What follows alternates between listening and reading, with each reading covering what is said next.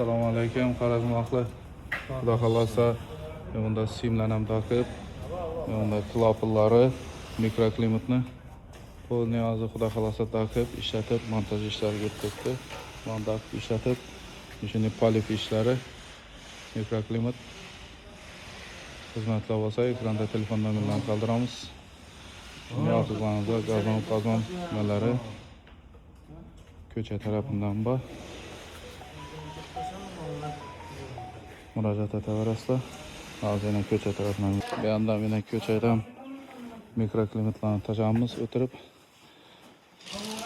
Yana mikroklimat ishlari atilgan.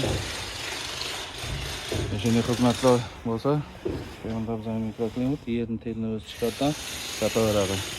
Ekranda telefon nomerlarini qoldiramiz. Murojaat uchun Xorazm santexnik servisiga murojaat etaverasizlar. Hozir yana xudo xolasa bolalar taqib podключение barsammasini ishlatib, tekshirib, video davomida kuzatib qo'yamiz. Hozir xudo xolasa sayatlarni tuzdik. Haftalikka tuzildimi shunda adash? Haftalikka tuzildi.